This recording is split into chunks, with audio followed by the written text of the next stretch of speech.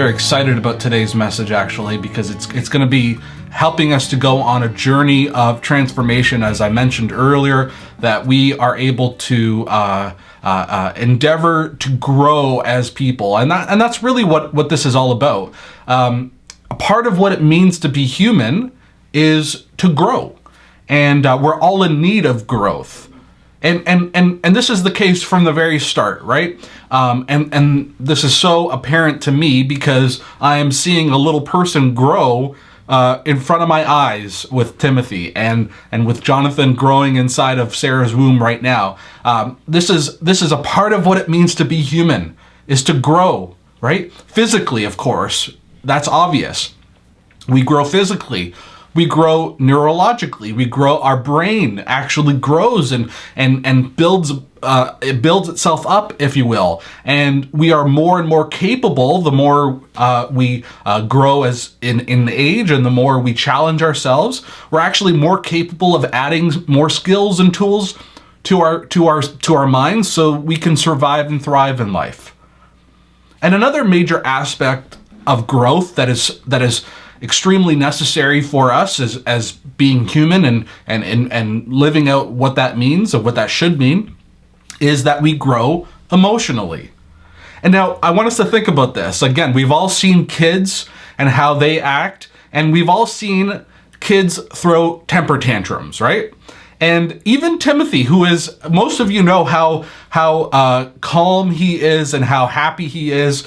Very recently, he's been sort of being a little bit aggressive, a little bit throwing temper tantrums. And I think this is him just trying to manage and trying to understand how to deal with his own emotions. He doesn't quite know how to manage them. And it's our job as parents to show him how to manage them and how to deal with that. And the sad thing is, some people never get that guidance. And some people, for one reason or another, they don't ever grow emotionally, and they're not able to know how to assess their emotions and manage their emotions. But to grow in terms of emotions is to be in control of your emotions, right?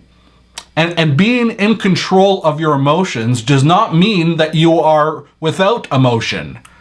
Contrary to what Vulcans would teach us, being Vulcan on Star Trek means being in control of your emotions. And if you remember, what that usually means is that they had no emotion at all, right? To be in control of emotion is to have no emotion. As much as I love Star Trek, that's not actually true. That's not actually what we should be thinking. Being in control of your emotions means that you're aware of them, right? You understand what you're experiencing, right? You build a vocabulary around your emotions so that you know what it is you're doing. And then not only do you know how to identify them, but you accept them. You say, whatever I'm feeling right now is okay, because emotions in and of themselves have no moral value, right?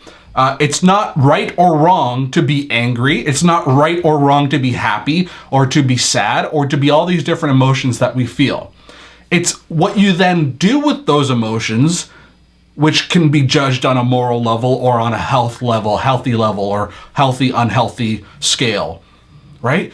Do you use your emotions for your own good or for the good of those around you? Or do you use your emotions in an unhealthy way, or in a way that brings people down, right? So being in control of your emotions means you are aware of them, you accept them, you know how to deal with them, and you know how to use them in a good way. So for me, I had little growth emotionally for, let's say, the first half of my life. I would say I just didn't know how to deal with my emotions. But especially as an adult, I've made it my goal to see growth in that area, right? Growth in many areas of what it means to be me, but certainly the area of my emotions. And in fact, emotions is actually just one part of each of us, right? There are several parts of that make up a person. And so we have the author of this book that I'm using and referencing, Emotionally Healthy Spirituality. His name is Pete Scazzero. So it's a very Italian name, Scazzero, if I'm pronouncing it correctly. He actually breaks down So let me share with you here. So the book is called Emotionally Healthy Spirituality. And the diagram here is the different parts or components of who we are. So you see there that the emotional part of us is a big part, but there's the physical part. That's pretty straightforward. Spiritual, which is a little less clear exactly what that means. I think I know what it means, but we'll see. Intellectual, our intellectual pursuits, our education, and social, how we interact with other people. So these are the different areas. And of course, this is just the way he, sort of mapped it out. There's probably different ways of breaking us down into different parts and understanding how the different parts that make us a whole person. But his point in bringing this up is to say that we can't ignore any part of us. Each part of us, the social, the intellectual, spiritual, physical, and emotional, they're all important. And if we were to ignore one part, it would be to the detriment of all of the rest of the parts of us, to us as a whole. So we can't ignore the emotional side of us. And this is a challenge because it's not always easy to detect whether or not emotionally we have health or not, whether or not we are emotionally healthy. Those of you who use computers, and especially if you use a Windows computer, usually you get an error message, right? It says error detected, or this is causing an error. Well, that's convenient because that tells you that there's a problem, right? But sometimes with our emotions, we don't always get that obvious detection of something's wrong. We might think everything's fine with ourselves, right? It's not always obvious what our problems are, that we even have problems with our emotions, or what those problems are. In fact, get this, a person can look perfectly fine on the outside, and yet there are deep, deep emotional problems underneath the surface. And so, as we grow older, we endeavor to grow, or we at least see the need for growth in many areas of our lives, different parts of us. So if you want to get physically healthy, people can eat healthier. They can exercise. And certainly there's a few of you who advocate for that, and I think it's wonderful. To be physically healthy is to eat better, is to exercise, do these various things, right? And that's how you can grow in physical health. Some people want to have social growth, right? To be healthy socially. So you might even want to get married, or at least, at the very least, have healthy social interactions. So what do? Well, you learn how to get along with people. You won't be married for very long, or you won't have friends for very long if you don't know how to get along with people and how to make yourself a little more personable. So you can learn how to do that. There's skills you can develop to be more personable. Some people want to get further educated and be intellectually robust and healthy, right? And so you pursue education. Maybe you go back to school, or you take online classes, or you read books, whatever it is that you can do to grow intellectually. And some people, and this is really relevant for us, some people feel the need for spiritual health, right? You feel something's missing inside, so you commit yourself to a religion. In our case, it's a certain form of Protestant Christianity, which is wonderful. But lots of people find various kinds of religion. They commit themselves to believing in God and becoming a part of a church or a congregation. They read and study the Bible. They go to prayer meetings. They become a part of the leadership in the church, and they become active in the community. All of these things, whether it's physical, social, intellectual, spiritual, all of these things are super important, very necessary, very essential for growth as a person. And I encourage all of us, in each area, I'm interested in growing in each area, and I hope we all are as well. But very often, we can do all the things that I just mentioned and ignore or neglect our emotional side. Again, on the surface, it looks like we're getting our life together, right? And especially for us as those of us who are part of a church, part of Christianity, would consider ourselves Christians, or if anybody's out there watching and would consider yourself religious or of a faith, it's easier to think that we have our life together, or at least we were doing the right things to get our life together. But the reality is there are plenty of things underneath the surface that need to be dealt with. And I showed this image last week, and it's sort of our image for the whole series, and that's of an iceberg, because you can see an iceberg, you can see the top of an iceberg actually, and here's the diagram from the book. You can see the top of an iceberg, but if you look past the surface underneath the water, you can see that there's so much more to that iceberg than just that top part. And you see how there's like a dotted line here, and there's a solid line which represents the surface of the water, but there's a dotted line here, and this indicates that, again, what I was saying, we as Christians, we probably do clean ourselves up, so to speak, fix things in our lives. God fixes things in our lives and works with us in that area, in that regard. And some things do get resolved on a deeper than the surface level, right? Especially when you become religious again, or when you adopt faith, you will find that certain habits that you had or certain things do get resolved or go away, or however you want to put it.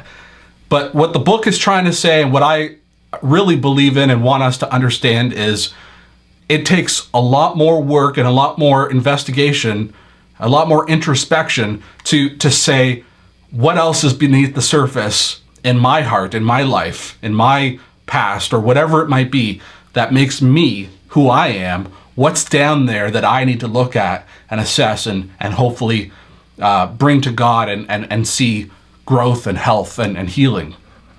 So each of us is like that iceberg where you can see the top and we can, but there's so much more to us. In fact, you remember how often I have said the phrase "go deeper" as a part of our church, right?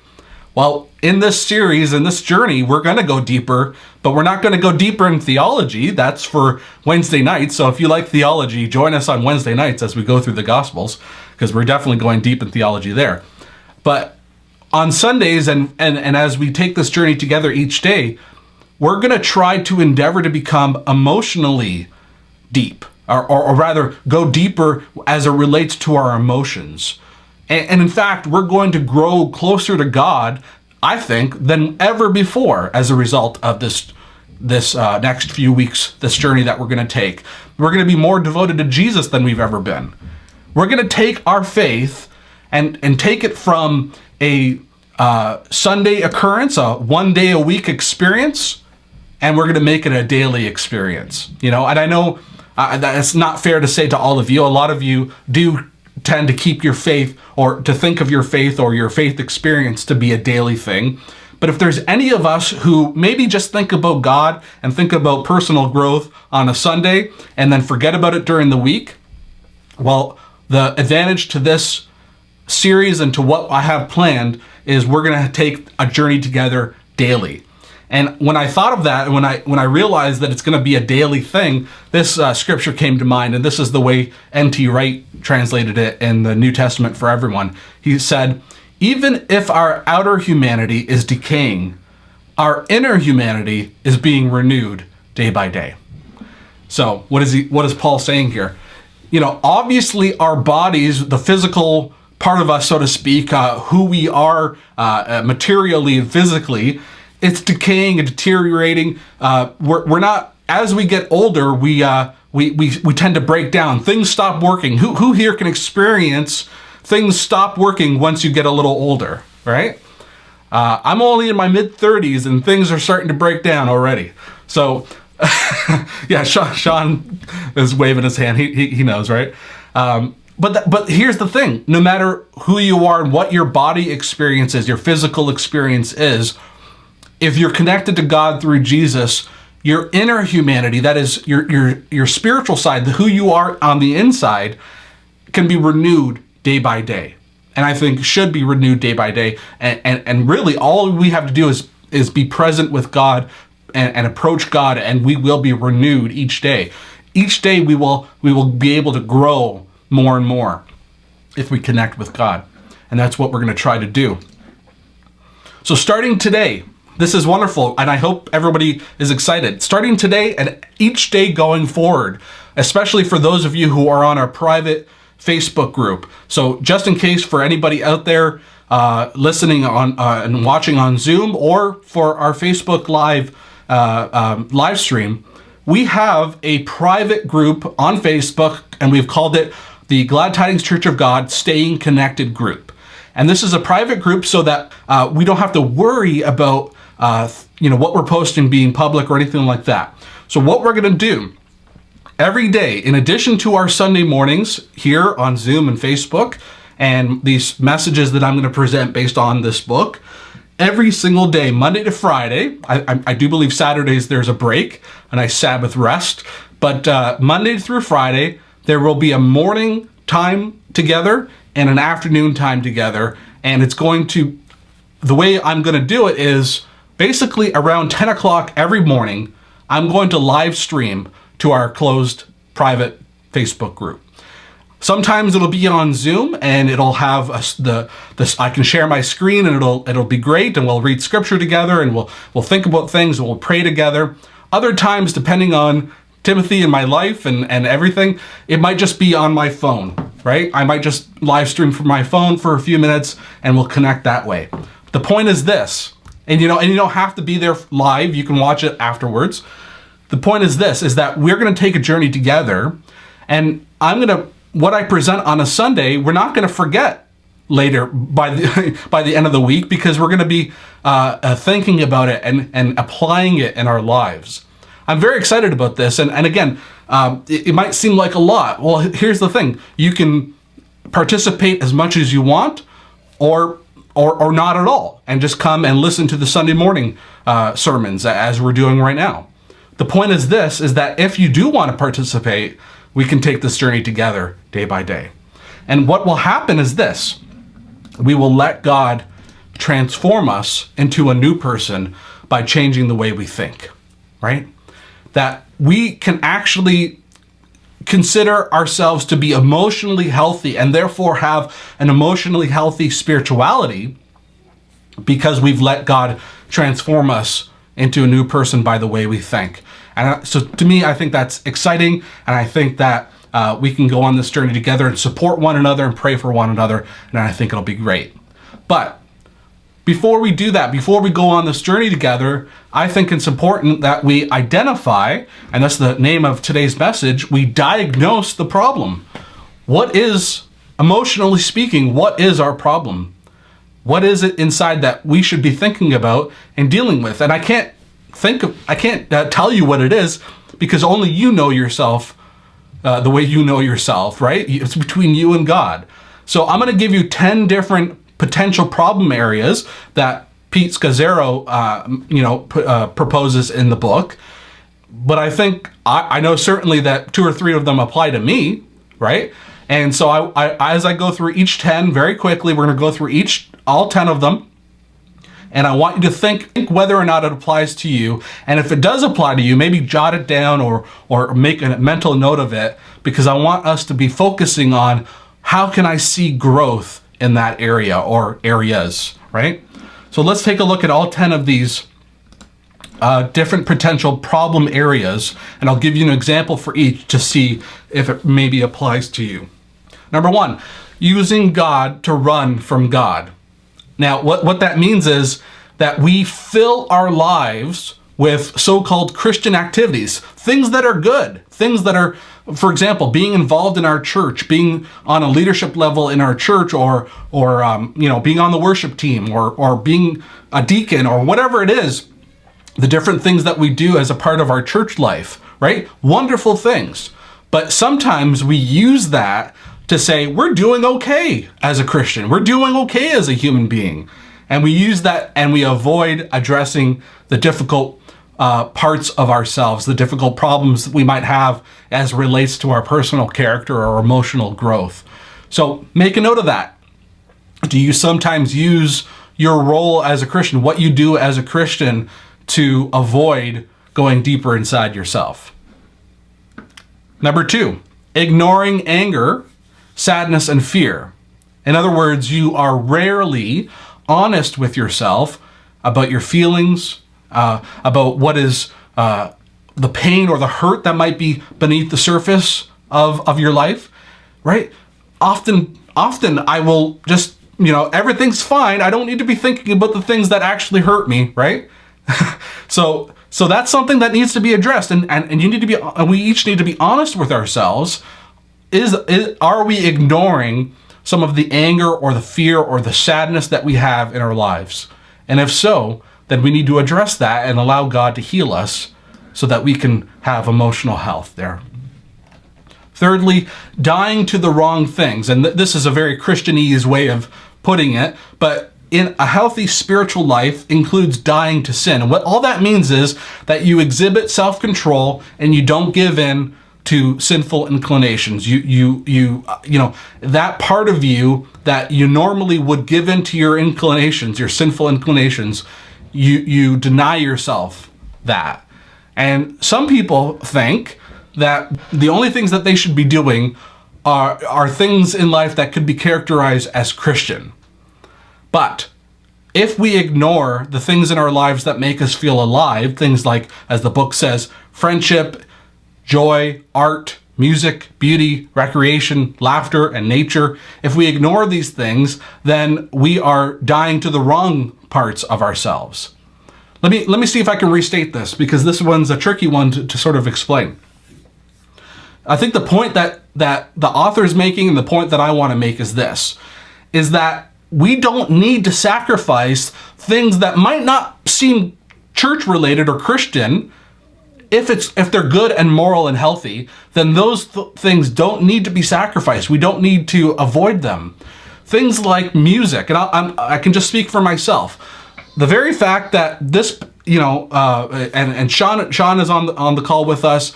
Sean is a bass player and I'm a drummer, and we, along with our friend Steve, we like to play music together, rock music. That's the music we enjoy, and we enjoy playing it together.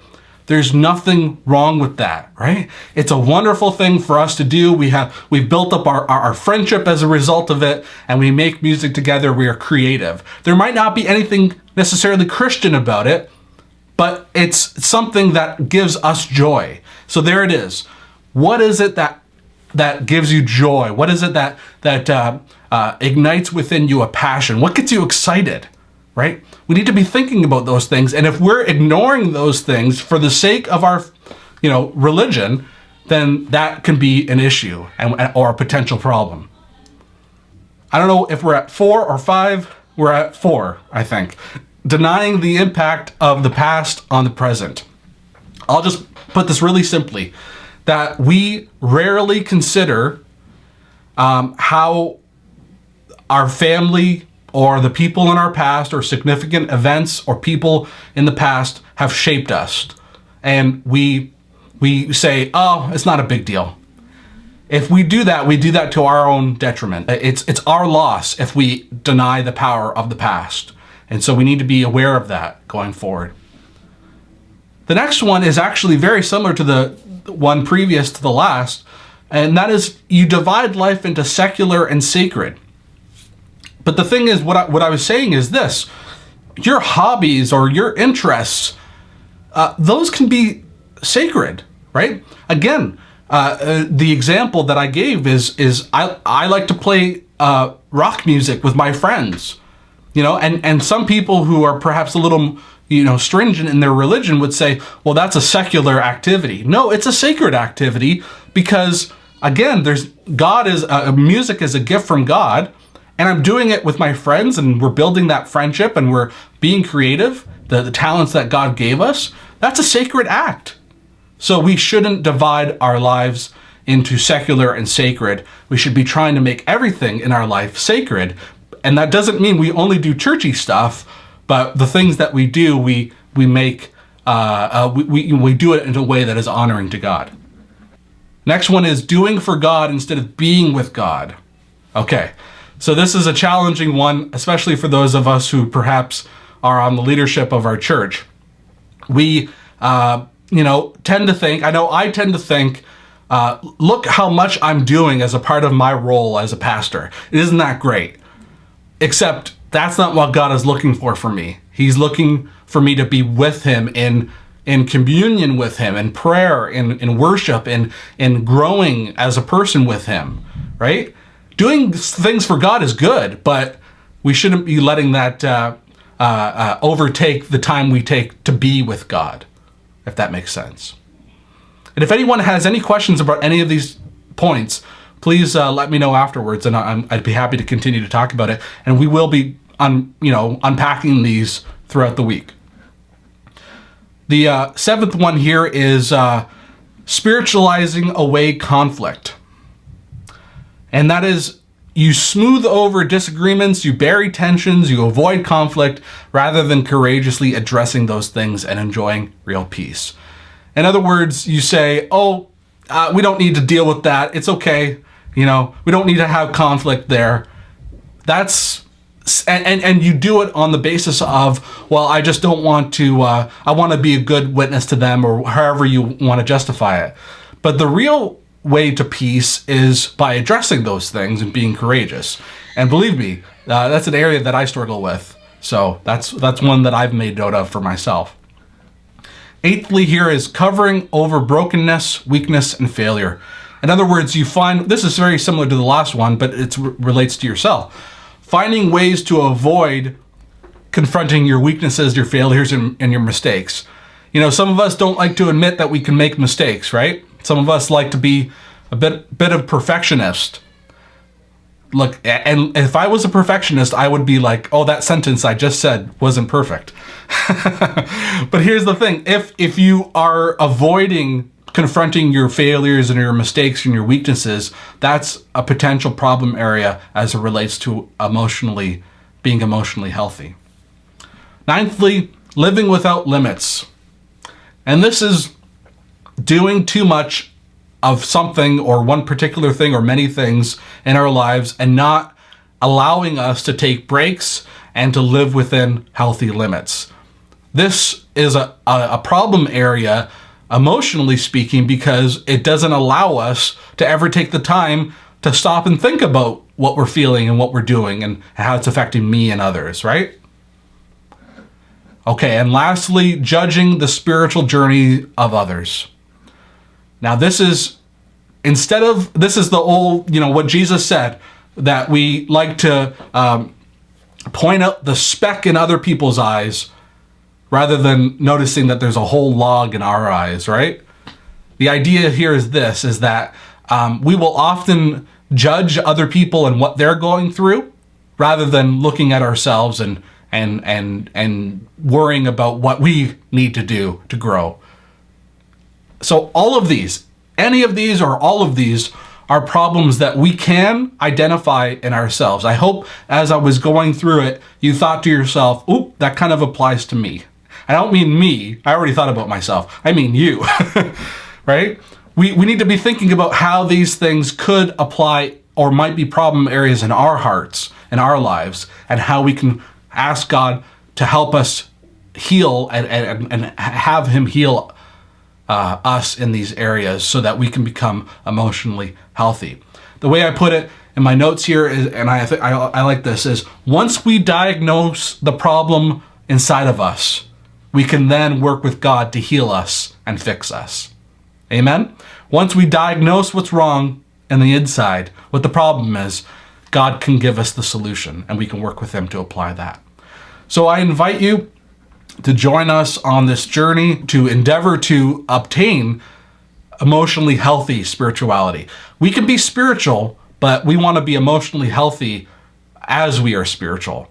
So we're going to take the time over the next 8 weeks, actually, and each day there will be an opportunity to be contemplative, to look inward, to spend time with God in prayer, and be open to his healing touch. So I'm pretty excited about this. And today has been sort of the launching point of that, so that we can begin to think in terms of where we need God's help and how we can ask him to help us to grow and to be healed emotionally. And we will come out of this better off than we currently are and more devoted to God than ever before. So I'm very excited about this. We don't want to give God just our intellectual side or just our physical side. We want to give him all of us. Amen?